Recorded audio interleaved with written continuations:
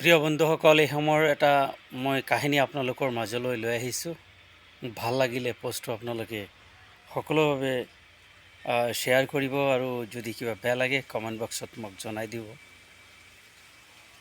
তো এজন মানুহ আছিল আৰু মানুহজনৰ 3টা সন্তান আছিল।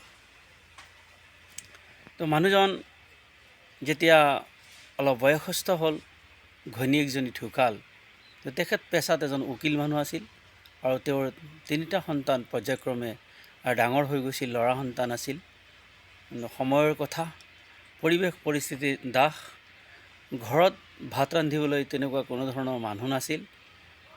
তেতিয়া উকিলজনে ভাবিলে এটা বিয়া পাতাই ভাল। তো কইনা বিচাৰি বিভিন্ন গাঁৱলৈ তেওঁ ঘূৰি ফুৰিল, কিন্তু ক'তো কইনা নাপায়। অৱশেষত এজনী অত্যন্ত দুখীয়া ছোৱালী, দুখীয়া ঘৰত তাই জন্মগ্ৰহণ কৰিছিল। গতিকে তাইক বিয়া পতাৰ কাৰণে মনস্থ কৰিলে আৰু তাইও বিয়াত বহাৰ কাৰণে মনস্থ কৰিলে। কাৰণ সিহঁতৰ ঘৰত আৰু 3জনী ছিষ্টাৰ আছিল, তাই আছিল ডাঙৰ। তাই যদি বিয়া নহয় তেতিয়াহ'লে সেই ঘৰখনৰ অৱস্থা ভৱিষ্যতে কি হ'ব তাৰ প্ৰতি লক্ষ্য ৰাখি তাই উকিলজনৰ বিয়াত বহাৰ কাৰণে সন্মতি প্ৰদান কৰিছিল। তো এনেকৈ তাই বিয়াত বহিল। তাইৰ যেতিয়া বিয়া হৈছিল তেতিয়া তাইৰ বয়স আছিল মাত্ৰ 18 বছৰ আৰু তেওঁৰ স্বামীৰ বয়স আছিল 60ৰ ঊৰ্ধত। গতিকে এটা সময়ত তেওঁলোকৰ ঘৰখনত যেতিয়া তাই গৈছিল, তাই ভৰ ডিপ্ৰেশ্যনত ভুগিছিল। কাৰণ এজনী যুৱক ছোৱালী এজন বৃদ্ধৰ লগত বিয়াত বহাৰ পিছত তাইৰ অৱস্থা কি হ'ব পাৰে।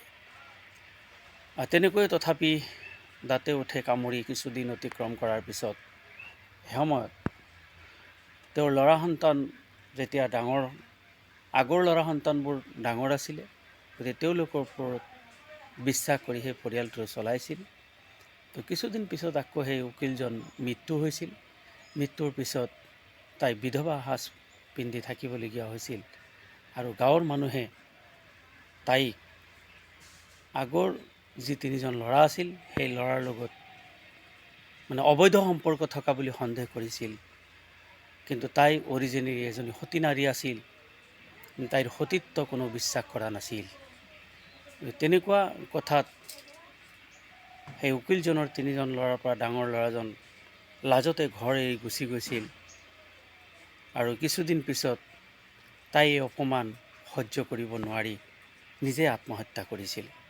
গতিকে আমি সমাজ জীৱনত যাতে এনেকুৱা ধৰণৰ কাম নকৰোঁ যি কামৰ বিনিময়ত আমাৰ ভৱিষ্যত অন্ধ হৈ যায় বা এখন ঘৰ ধ্বংস হৈ যায়। তেনেকুৱা কাম কেতিয়াও কৰিব নালাগে। তাৰ বাবে মই পৰামৰ্শ জনাই এই কাহিনীটো ইয়াতে শেষ কৰিছোঁ। ধন্যবাদ।